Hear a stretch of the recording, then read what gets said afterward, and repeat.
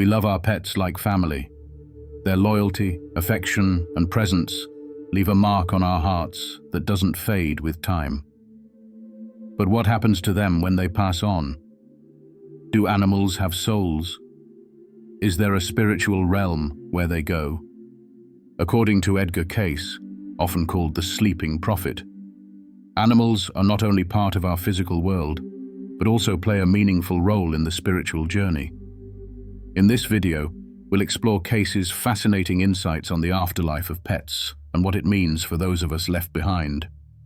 Edgar Cayce, often called the sleeping prophet, gave thousands of readings while in a trance state, offering spiritual insight on health, reincarnation, dreams, and the afterlife. One of the more intriguing and lesser discussed areas of his teachings involves animals, particularly the spiritual nature of pets, and what becomes of them after death. Cayce did not believe that animals were soulless beings existing purely for the utility or companionship of humans. Instead, he proposed that animals, while different in soul structure compared to humans, do indeed possess a spiritual essence. According to Cayce, all life emerges from the same divine source. That includes animals, plants, and even the elemental forces of nature. While humans are unique in their possession of self-awareness and free will, which Cayce considered essential for spiritual evolution, animals are still a part of the spiritual order. Pets, especially those who form close relationships with humans, are not just living beings with instincts and behaviors. They are conscious in a way that transcends what science can currently explain. Cayce's perspective implies that animals have a group soul, a collective spiritual consciousness, unlike the individualized soul of a human. However, through deep emotional connection and mutual love, some pets begin to develop a more individual spiritual identity. In other words, your pet may not start off as an individual soul like a human, but the love and care exchanged during its lifetime could begin the process of spiritual individuation. This is a powerful idea, that love itself can evolve a soul. Cayce also spoke of the psychic connection between humans and animals, especially pets. He believed that pets often serve a spiritual role in our lives. They comfort us during sorrow, mirror our emotional states, and can even absorb some of our negative energies. This isn't just emotional support in the psychological sense, but a kind of sacred companionship that has spiritual significance. In several readings, Cayce emphasized that the interactions between a human and a pet could have karmic value, meaning they contribute to our spiritual growth and the unfolding of our soul's path. When viewed through this lens, the relationship between a pet and its owner is not random or trivial. It is part of a larger divine plan, rich in meaning and mutual transformation. When a pet dies, we often feel a deep, indescribable grief, one that is sometimes not fully understood or validated by society. Cayce's teachings offer profound comfort in this space of sorrow. He described the afterlife as a multi-dimensional reality, not just reserved for humans, but encompassing all forms of life. In his cosmology, when pets pass away, they return to a spiritual realm that reflects their essence and connection to the physical world. This realm is not separate from ours in the way we often think of heaven or the afterlife as being distant and unreachable. Rather, it exists in a higher vibrational frequency, layered over our own world. Pets that were especially close to their human companions often remain near after death, not in a ghostly or haunting sense, but as a loving presence. Many people report hearing their pets' familiar sounds, feeling their weight on the bed, or even seeing them out of the corner of their eye long after they've passed. From Cayce's perspective, these are not hallucinations or wishful thinking. They are real encounters with the spiritual essence of the animal. In fact, the strength of the emotional bond can influence how long a pet's spirit remains near the earthly plane before transitioning fully into the spiritual dimension. Just as with humans, this process can be gentle or rapid, depending on the soul's readiness and the needs of those left behind. Cayce also spoke of a kind of divine order or law that governs all transitions from the physical to the spiritual. For pets, the love they shared with their human family is the guiding light in that journey. That love doesn't die with the body. It endures, acting as a bridge between the seen and unseen worlds. And because love is the universal language of the soul, it allows for continued connection, even communication, between the living and the departed pet. Some people feel this connection most strongly during moments of stillness, grief, or reflection, when the spiritual veil is thinner and the heart is more open. In Cayce's worldview, the death of a pet is not an end, but a transformation. The pet continues on a journey, just as we do, but in a different form. While the physical body may perish, the soul, or spiritual essence, remains intact and vibrant. This understanding invites us to look beyond the sorrow of loss and into the mystery of eternal connection. In this light, mourning becomes something more sacred, not just an expression of grief, but a recognition of an eternal bond that no death can sever. The idea that a beloved pet might return to us in another form is both comforting and mysterious. Edgar Cayce, through his readings, supported the broader spiritual concept of reincarnation, not just for human beings, but for all life forms, including animals. He described life as a continual cycle of growth and development, where the soul moves through different experiences to learn, evolve, and ultimately reunite with the divine. While most of Cayce's teachings focus on human reincarnation, he hinted at the possibility that animals, particularly those who shared strong emotional bonds with humans, might also reincarnate. This notion challenges the traditional belief that animals simply die and cease to exist, or that they exist solely for human use. In Cayce's view, love is a powerful force that transcends death, and where love is strong, it can draw souls back together. This includes the souls of animals.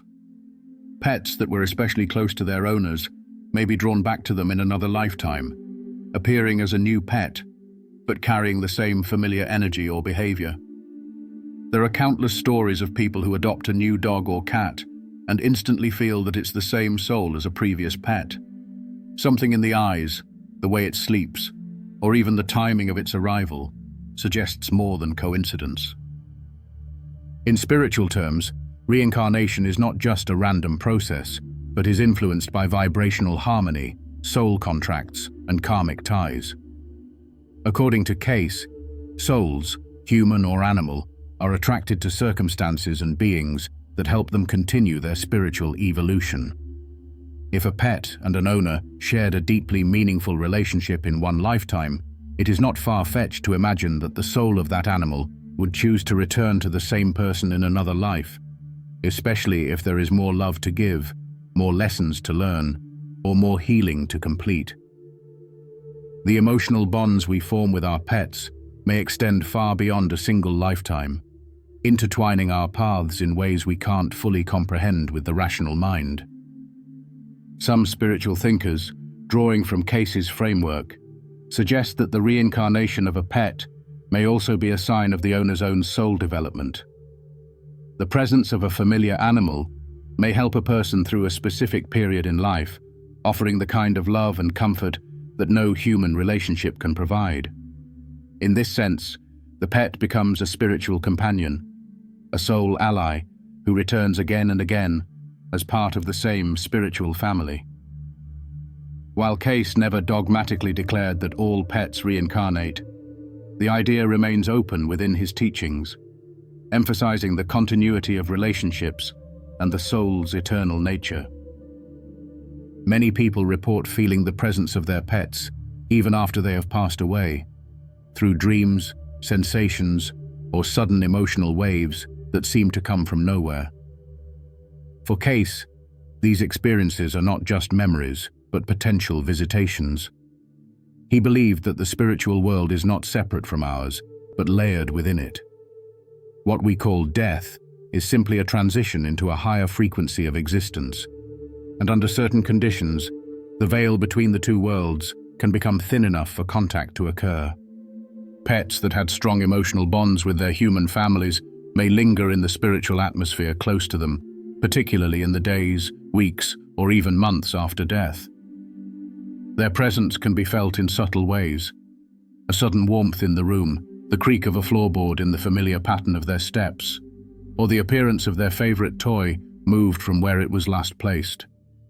Cayce's teachings imply that animals, like humans, carry an energetic imprint, and that this energy can manifest in physical space when love and grief act as emotional conduits. This is not haunting in the fearful sense. It is a spiritual visitation born of affection and a desire to comfort. Dreams are one of the most common ways that departed pets seem to return to us. In the dream state, when our conscious mind is quiet, we are more open to spiritual experiences. Cayce often said that dreams are not random hallucinations, but meaningful interactions with other realms of consciousness. When a pet appears in a dream, especially in a vivid or emotional way, it can be a sign that they are visiting us from the spirit world. These dreams often bring a sense of peace, closure, or even guidance, reminding us that the relationship continues beyond death. Some people also report physical sensations, feeling a soft nudge against their leg, hearing a familiar bark or meow, or even smelling their pet's scent. According to Cayce's understanding of subtle energies and spiritual resonance, these sensations are valid. The love shared between a pet and their owner forms a lasting energetic bond, and that connection can be felt even after the physical form is gone. These moments may come when we are especially emotional or open, such as during meditation, prayer, or times of grief. Cayce emphasized that love is the strongest force in the universe. It is the glue that binds souls together, across lifetimes and even across dimensions. The more love we share with our pets, the stronger the spiritual bridge between us becomes. So it makes sense, from a Caycean perspective, that pets would want to return to us, either in a new life form or as spiritual presences, especially when that love was pure and transformative. They come not only to comfort us, but also to continue walking alongside us in our soul's journey. Ultimately, the idea that pets can visit us after death invites us to redefine what it means to say goodbye. In truth, we may never truly say goodbye at all.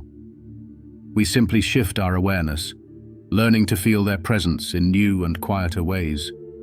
They may no longer sit on our lap or follow us from room to room, but they are still with us, in the stillness, in the memory, and perhaps even in the gentle nudge of a dream that reminds us we are not alone.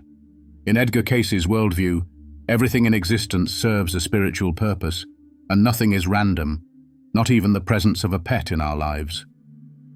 To Cayce, animals were not mere creatures of instinct or tools for human convenience. They were expressions of divine intelligence, here not only to coexist with us, but also to teach us essential truths about the soul, about love, and about what it means to live in harmony with the higher forces of the universe. Of all creatures, pets stand out as unique companions in this spiritual journey. Their presence in our lives is not incidental. In many cases, they are quiet teachers, silent prophets, who model the very qualities we struggle to cultivate in ourselves. Consider the way a dog remains loyal through every phase of life, offering affection regardless of circumstances, or how a cat may curl beside us in moments of sadness, sensing our emotional state without a word spoken. These seemingly small acts are, from a spiritual point of view, deeply meaningful. Cayce believed that animals, especially pets, reflect divine attributes in their purest form. Their love is unconditional, their forgiveness immediate, their presence grounding. In these ways, they become mirrors of the soul, showing us what we could become if we removed the layers of ego, fear, and complexity that cloud our humanity. Unlike humans, pets do not carry the burden of complex motivations, moral dilemmas, or spiritual confusion. They live in the present. They accept reality as it is, They love without condition and grieve without bitterness. These are traits often emphasized in spiritual teachings across many traditions, whether it's Christianity's focus on unconditional love, Buddhism's call for mindfulness and acceptance, or Sufi mysticism's reverence for connection and devotion. Cayce saw in animals, especially domesticated pets, an echo of these same divine principles. They are not caught in the web of ambition or self-centered desire. They simply are. And in that state of being, they offer us a glimpse into what it means to be aligned with the source of life. Furthermore, pets teach us how to give love freely, without expecting anything in return. They teach us to nurture, to protect, to be responsible for another life. In Cayce's teachings, acts of service and selfless love are among the most powerful ways to accelerate the growth of the soul. When we care for a pet, especially through illness, aging, or death, we enter into a sacred contract. We learn compassion in a very personal, embodied way. We learn to hold space for suffering without running from it. And often, we experience for the first time what it truly means to love another being more than ourselves. The process of grieving a pet's death also becomes a spiritual initiation. Cayce often emphasized that suffering, though painful, is a gateway to greater awareness. When we mourn a pet, we are faced with the raw vulnerability of love. There is no pretending. There is no intellectualizing the loss. There is only the heart, wide open and aching.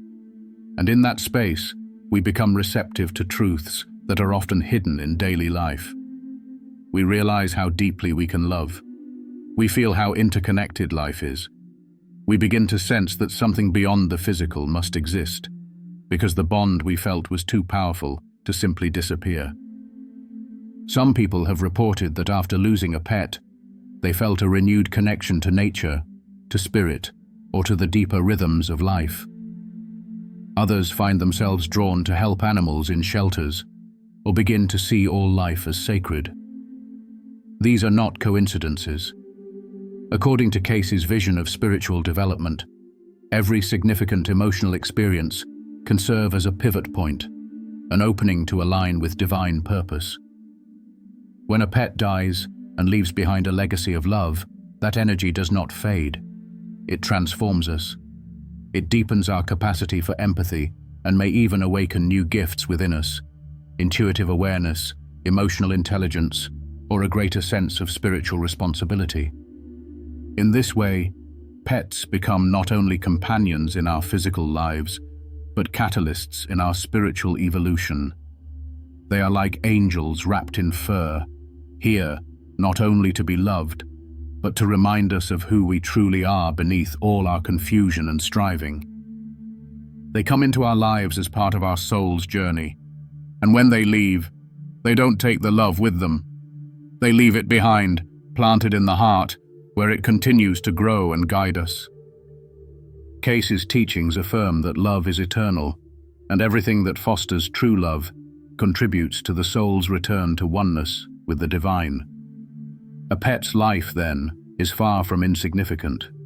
It is a divine appointment, an opportunity for us to become better versions of ourselves, to learn how to love purely, to grieve deeply, to grow spiritually, and ultimately, to remember that the soul is not defined by form or language, but by presence, connection, and love.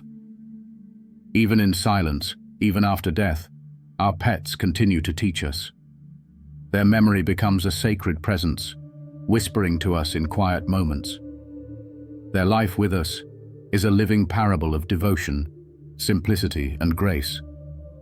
And their passing invites us not into despair, but into the mystery of the eternal, where love never dies, and every soul, no matter how small, is known and cherished by the Creator.